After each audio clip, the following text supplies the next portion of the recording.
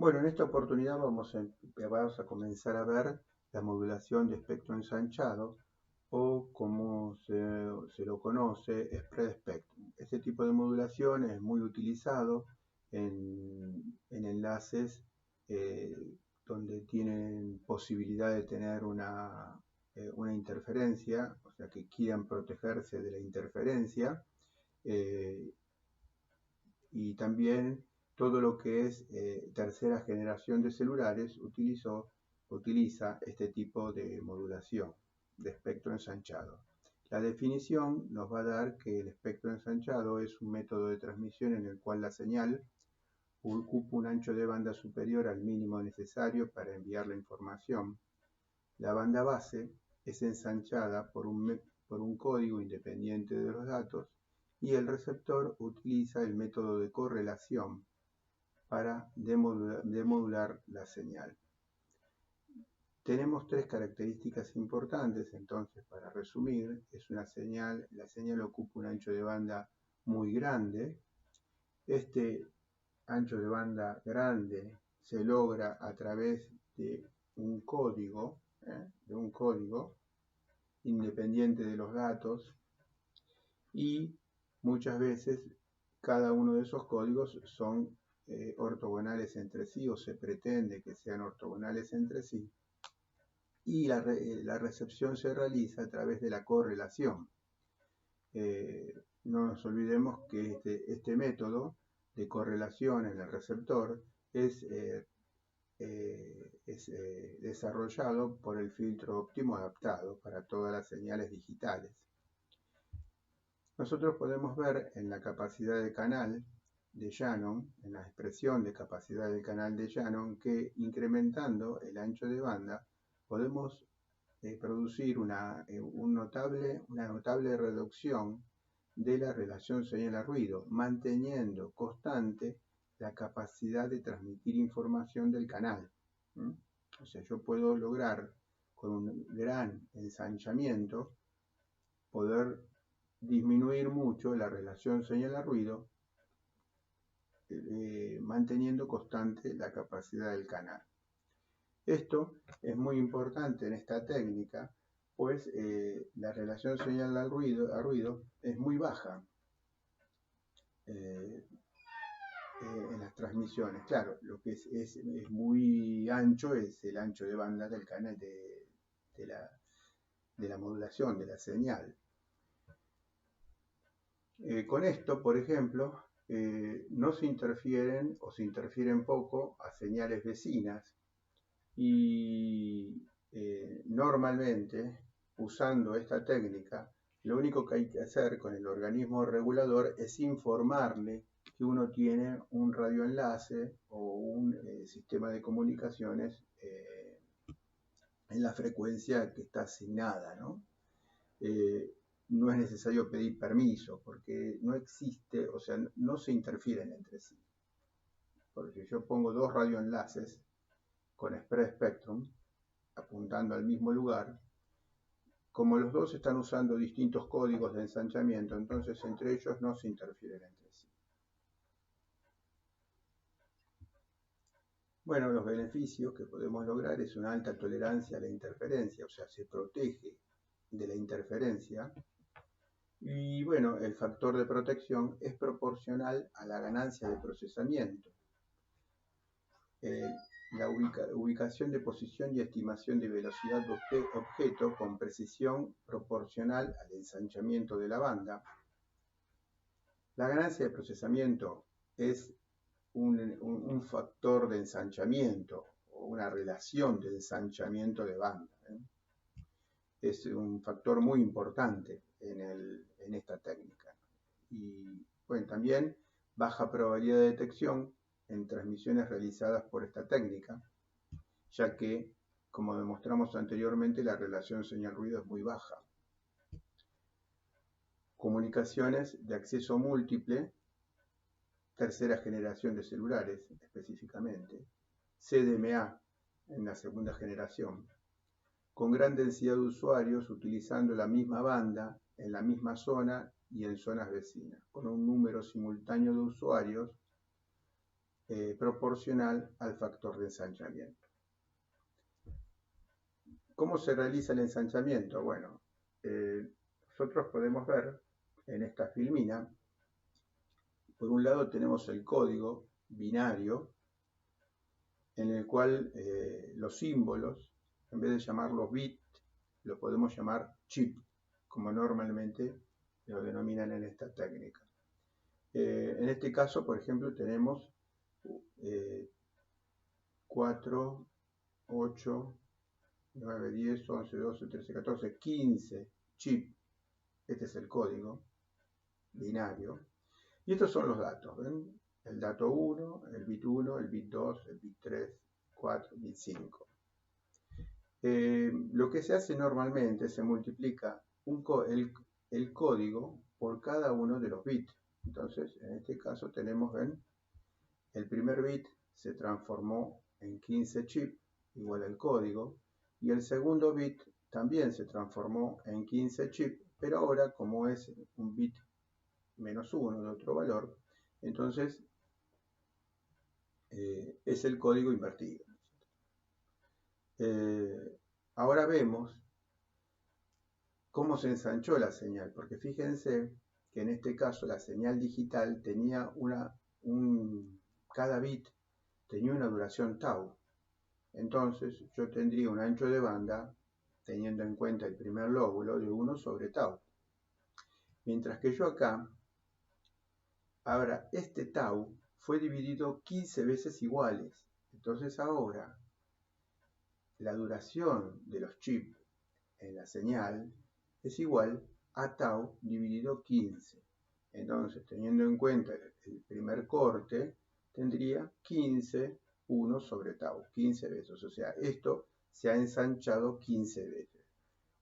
Bueno, acá tenemos posibilidad de ver la ganancia de procesamiento. La ganancia de procesamiento es 15 veces porque se ha ensanchado. El factor de ensanchamiento fue 15. Entonces ahora podemos hablar de la ganancia de procesamiento como la denominamos y bueno, la tasa de señalización en chip dividida la tasa de señalización en bit. Puede ser del orden de los 100 veces, del millón de veces. Normalmente la ganancia de procesamiento es muy grande, porque justamente todos los beneficios que se obtienen en esta técnica están basados en la ganancia de procesamiento. Bueno, nosotros habíamos visto en la parte de multiplexado FDM, ¿no?, que era acceso múltiple por división de frecuencia, donde dividíamos las señales en distintas frecuencias. Entonces, cada canal de frecuencia podía compartir el medio, estar al mismo tiempo, pero se separaban ellos en forma espectral. En TDM nosotros teníamos una división del tiempo, o sea, cada canal o cada señal ocupaba un time slot específico, un tiempo específico, un momento, un periodo específico, y la otra ocupaba otro periodo, la otra ocupaba otro periodo. Con un sincronismo adecuado se podía lograr sincronizarse, por ejemplo, con la señal 1 y obtener todas las muestras de señal 1 para poder recuperarla. Bueno, en el caso de CDMA, nosotros tenemos acceso múltiple por división de código. En este caso, las señales son ensanchadas por códigos distintos, entonces ocupan la misma frecuencia, el mismo ancho de banda y el mismo tiempo. Están siempre presentes, pero la diferencia entre ellos radica en el código. Usan distintos códigos y esos códigos se tratan de que sean ortogonales entre sí o pseudo ortogonales, casi ortogonales. Entonces, al realizar la demodulación a través de la correlación, voy a poder correlacionar un código con él mismo, pero no con otro, porque con otro me daría 0. porque son ortogonales. Entonces podemos resumir que la señal está en frecuencia y en tiempo en todo momento, pero se dividen por su código. Un ejemplo muy utilizado es estar en una reunión donde muchas personas hablan distintos idiomas. Yo, por ejemplo, hablaría castellano, otras personas hablarían inglés, ruso, chino, japonés. Bueno, si yo me sincronizo con otra persona que habla mi idioma, voy a interpretar a esta señal, a esta otra persona, en mi idioma. El resto de los idiomas, en la medida que esos idiomas sean bastante distintos a los míos, van a representar el ruido en el ambiente. ¿Está bien? Pero la comunicación entre estas dos personas hablando el mismo idioma se va a facilitar a través de este código, ¿bien? Que sería el idioma. Bueno, los métodos de ensanchamiento, está el secuencia directa, el que acabamos de ver, el ejemplo que acabamos de ver es el direct sequence, frequency hopping o salto de frecuencia, donde, bueno, el primero es cuando hay un código que ensancha la señal, un código independiente de los datos que ensancha la señal, ¿no? Cada uno de los bits. El frequency hopping, el salto de frecuencia, lo que hace es cambiar la portadora. Entonces la señal modulada digitalmente cambia la portadora, realizando saltos en forma pseudo aleatoria y en forma ortogonales entre sí, ¿no? Consecuencias ortogonales. Entonces entre ellos no coinciden. Si vos tenés dos señales, una saltando una secuencia determinada y otra saltando otra secuencia determinada, nunca coinciden en la misma portadora y entonces nunca se interfieren. Time hopping lo que hace es cambiar el tiempo, ¿no? El periodo de muestreo, o sea, el periodo de bit, lo cambia constantemente, en forma aleatoria, y existen métodos híbridos, por ejemplo, frequency hopping, y dentro de esta señal modulada que cambia su portadora, ensanchar esa señal con direct sequence. Bueno, acá tenemos un esquema básico de la señal de espectro ensanchado, muy básico, ¿no? Pero bueno, tenemos el mensaje en banda base digital, es ensanchado por el código, multiplicado por el código. Tenemos de la señal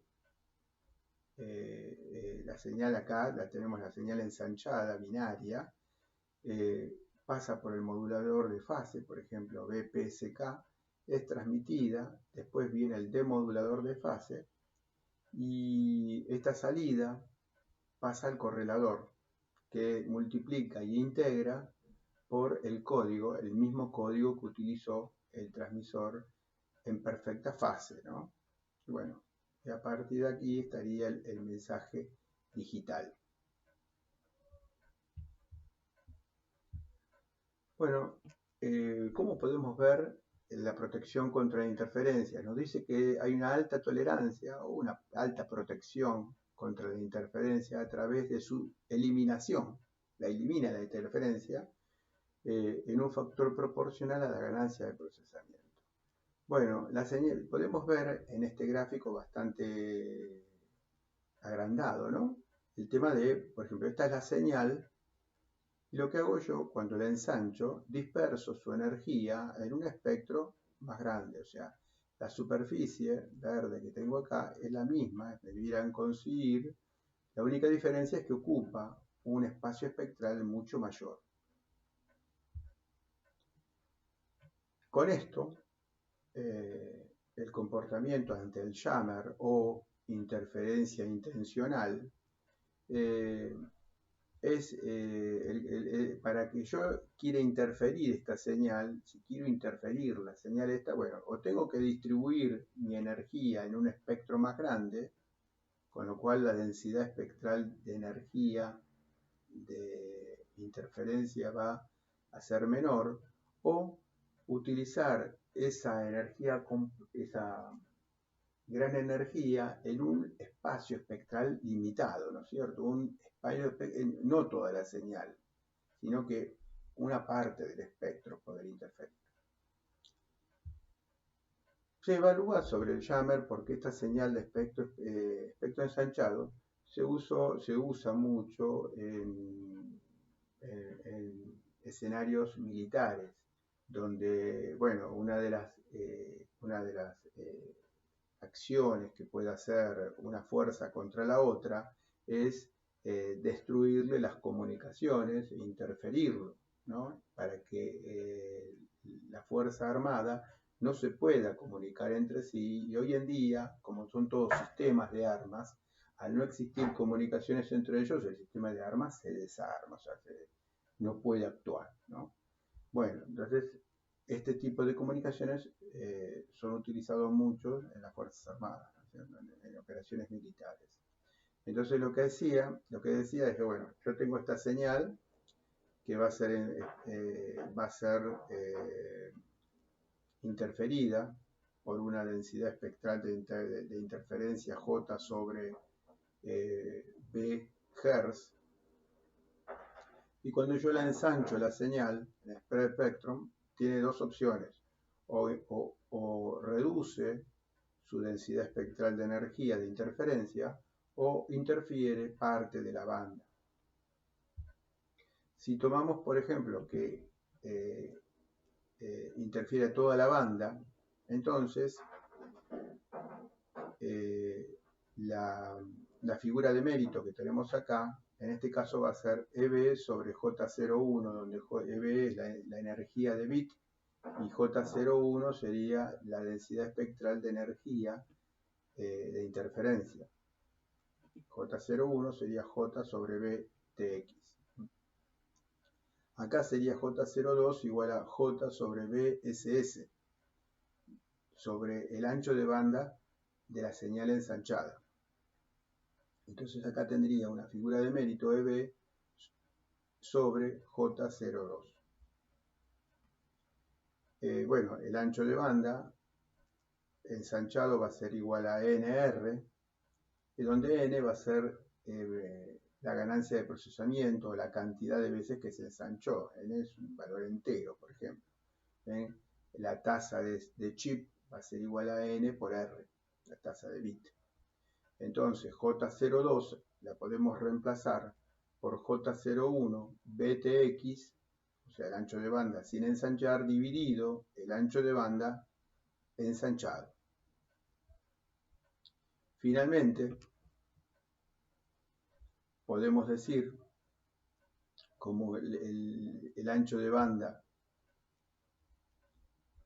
ensanchado dividido BTX sería igual a la ganancia de procesamiento, entonces yo ahora puedo calcular la nueva figura de mérito, EB sobre J02, respecto a EB sobre J01, respecto a la antigua, a la figura de mérito que tenía en este caso. Bueno, va a estar multiplicado por la ganancia de procesamiento. O sea, la figura de mérito fue mejorada, en el caso del ensanchado, fue mejorada en una mejora proporcional a la ganancia de procesamiento.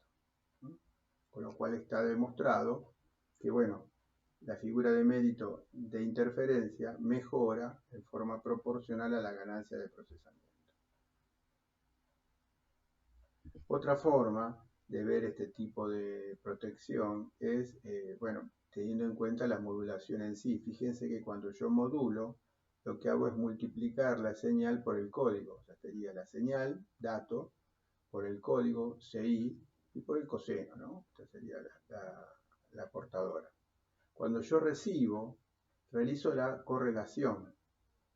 Hago la correlación de la señal enviada, dato, código, por el código, por, bueno, hago la integral, hago la correlación. Lo mismo sucede con la señal interferente, J, que se ha incorporado en la entrada del receptor. Se correlaciona con el código. Como el código de transmisión y de receptor es el mismo, el código del transmisor y del receptor es el mismo, siempre la correlación me va a dar 1, me va a dar algo constructivo, va a realizar una integral, una sumatoria punto a punto constructiva. Mientras que en el caso de la interferencia, como es algo independiente del código, entonces este resultado va a ser mucho menor.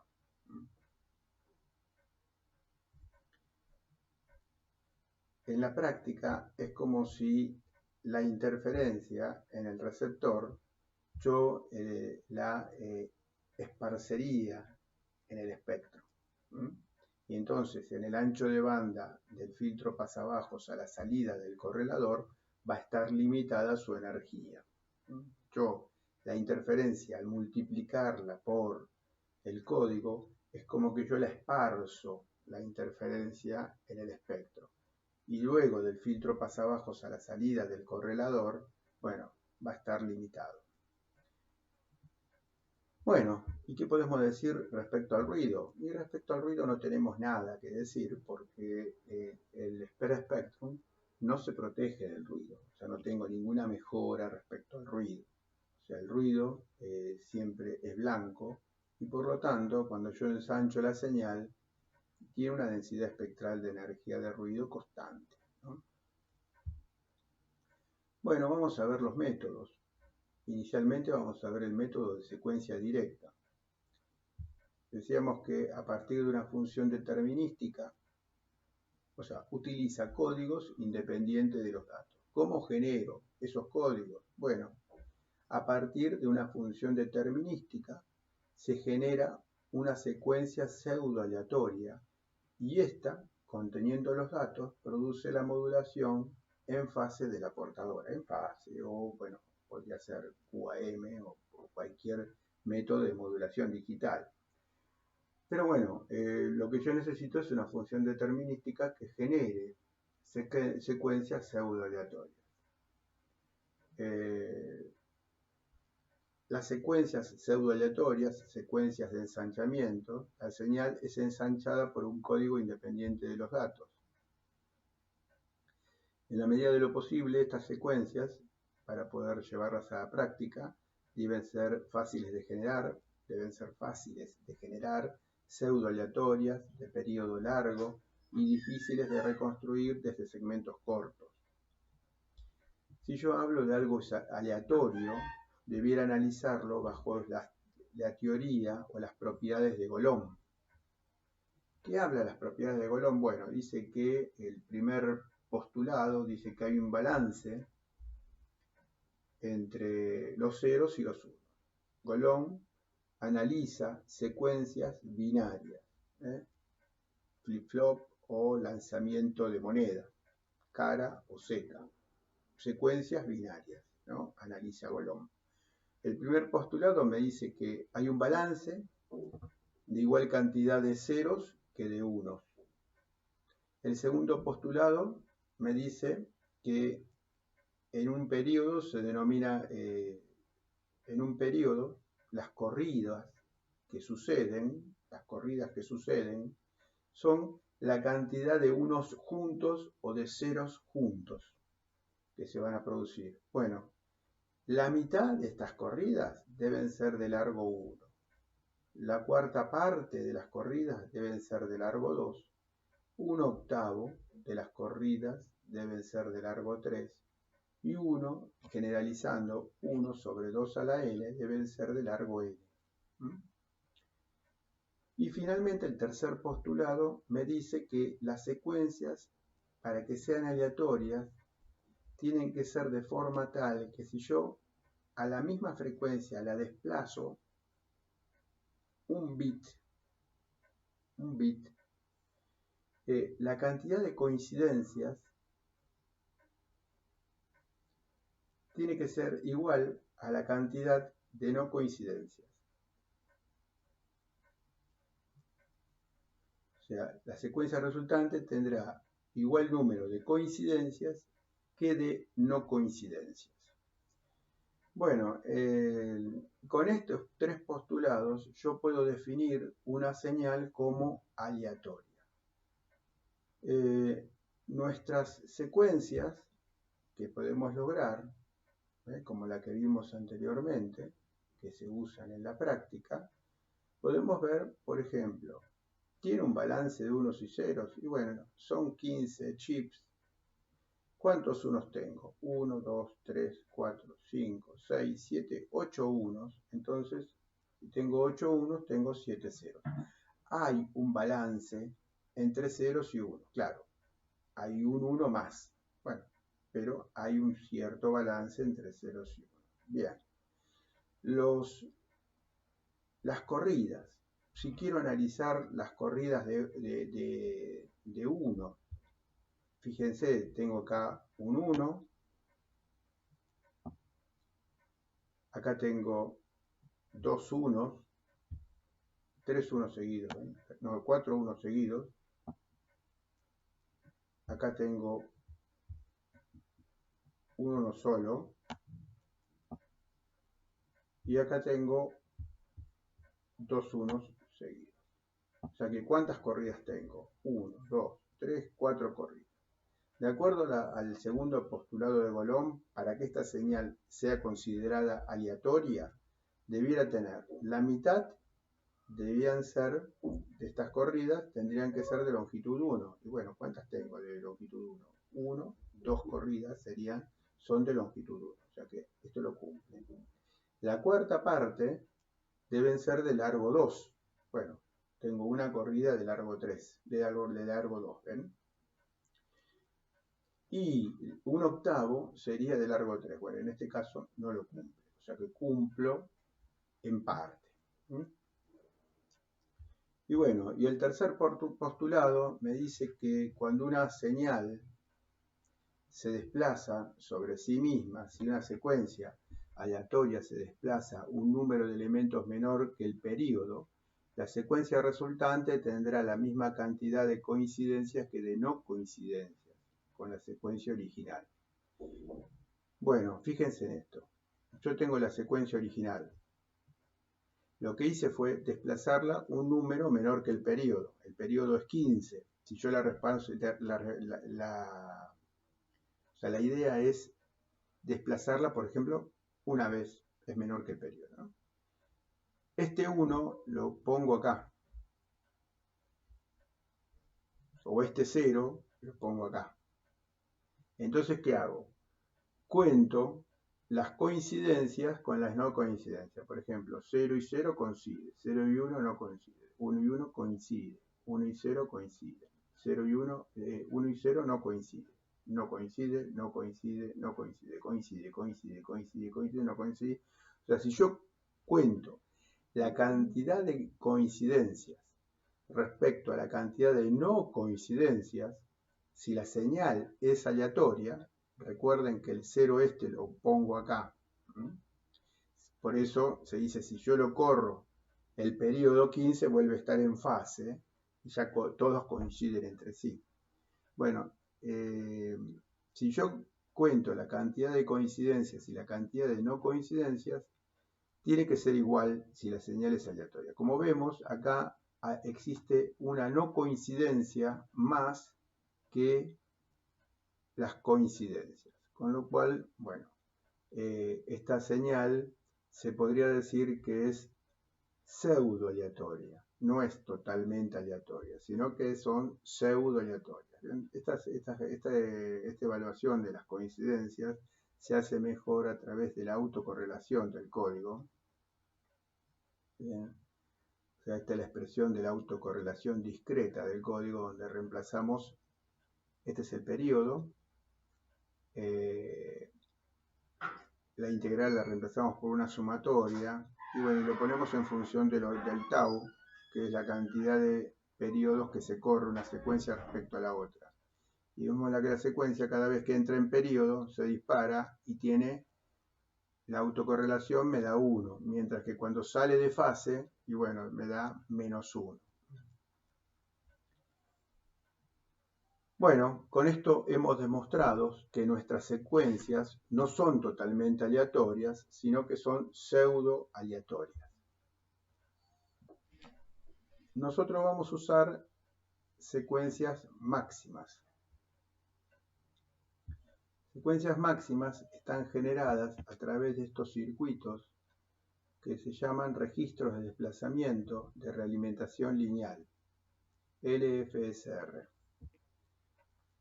Son flip-flop, normalmente estos serían flip-flop D, y esto sería un sumador en XOR. Se parte de un estado inicial, por ejemplo en este caso tengo el 0001, bien, tendría 0001, y entonces acá a la salida tenemos, como sumamos el primer estado y el último estado, tendremos 1, el valor 1. Cuando viene el próximo clock que hace repetir la entrada a la salida de cada flip-flop T, voy a pasar al 1000. Acá a la salida, sumando esta salida y esta salida, tengo acá a la entrada de este flip-flop primero 1. Cuando viene el próximo clock, va a pasar la entrada a la salida de cada uno de estos flip-flops, y bueno, tendría el 1100. Esta sería la salida de los estados de cada uno de estos flip-flop D. Cuando viene el próximo clock, tendría 1110. Bueno, y así ven sucesivamente hasta que se vuelve a repetir. Fíjense, en este caso vuelvo a tener el estado 0001, que es el mismo estado inicial. Si ustedes cuentan, los estados intermedios son 1, 2, 3, 4, 5, 6, 7, 8, 9, 10, 11, 12, 13, 14, 15 estados hasta que vuelvo a repetir. Si yo tomo, por ejemplo, la salida de acá, puedo tomar cualquiera de estas salidas, un bit, entonces tengo una secuencia binaria, 1, 0, en este caso he tomado la salida esta. Normalmente se toma esta salida que tiene acá, la salida del sumador XOR, 1, 0, 0, 0, 1, 1, 1, 1, 1, 0, bueno, esta sería la salida, la secuencia pseudo aleatoria. Para completar estas secuencias pseudo aleatorias se cambian los unos por menos unos y los ceros por uno. Y ahí tenemos la secuencia exacta. Estos sistemas LFSR tienen una secuencia máxima de chip dependiendo de la cantidad de registros que tienen. Por ejemplo, en el caso de este tiene 4 registros. Entonces la secuencia máxima sería 2 a la R menos 1. En el caso anterior, como tengo 4 registros, sería 2 a la 4 menos 1, sería 15. 15 chips sería las secuencias máximas. O sea, una secuencia, esta realimentación produce secuencias de longitud máxima. ¿Cuántos son estas longitud máxima? 15. Fíjense que ¿por qué da 15? Porque teniendo 4 flip-flop, yo lo que tengo, las posibilidades entre 4 ceros y 4 unos, son 16 posibilidades. Fíjense que los estados que han tomado todos los estados posibles, menos el estado con todos ceros. Eso se cumple en todos los LFSR, donde el estado 0 no se utiliza, porque si llegamos a entrar en el estado 0, todos ceros, entonces el sistema de ahí no puede salir. Siempre estaríamos en un estado eterno y no podríamos salir. Mientras que si usamos cualquier otro estado que no sea el 0000, podemos producir estas secuencias. Entonces, en resumidas cuentas, la longitud máxima del periodo va a depender de la cantidad de registros de desplazamientos, o flip-flop D, y van a ser igual a 2 a la R menos 1. Este sería el periodo de las secuencias máximas producidas por LFSR. Un ejemplo, un ejercicio muy sencillo es, por ejemplo, un sistema de spread spectrum PSK Direct Sequence está formado por un generador de secuencia PN. También se lo denomina PN estas secuencias máximas como pseudo noise, son pseudo ruido o pseudo aleatorias, ¿no? De 7 registros de desplazamiento. Determinar el periodo máximo de la secuencia PN. ¿Ven? Entonces el periodo máximo es igual a 2 a la 7 menos 1, 127 chips, porque sé que esta es una secuencia utilizada, una secuencia máxima. La PN, secuencias PN, son secuencias máximas. Entonces, bueno, la cantidad de chip del periodo es 127 porque tiene 7 registros de desplazamiento. Bueno, la pregunta B me dice, teniendo en cuenta la fórmula de capacidad del canal ruidoso expresada por Shannon en su teoría de la información, ¿cuántas veces se puede bajar la relación señal a ruido manteniendo constante la capacidad del canal? Bueno, acá tenemos, ¿ven? Partiendo de la fórmula de Shannon, entonces ahora digo, bueno, la capacidad antes de estar ensanchada, W 1 más Sn, igual a la capacidad de posterior al ensanchamiento. Entonces, bueno, despejo la relación señal a ruido, y la relación señal a ruido es proporcional a la relación señal a ruido inicial sin ensanchamiento 1 sobre GP, elevado a la 1 sobre GP. En dB, fíjense que la relación señal a ruido puede ser reducida GP veces en dB. O sea, pongo la relación en dB y la divido por la ganancia de procesamiento. Esto lo cual nos está demostrando cuánto se puede reducir la relación señal al ruido en spread spectrum, y esto nos va a beneficiar en que no voy a interferir señales vecinas, o sea, no voy a molestar, puedo utilizar varias señales sin que se molesten entre sí, y además una baja probabilidad de detección, porque estas señales se van a confundir con el ruido térmico blanco y gaussiano. Bueno, por ahora paramos acá y seguiremos en otra oportunidad.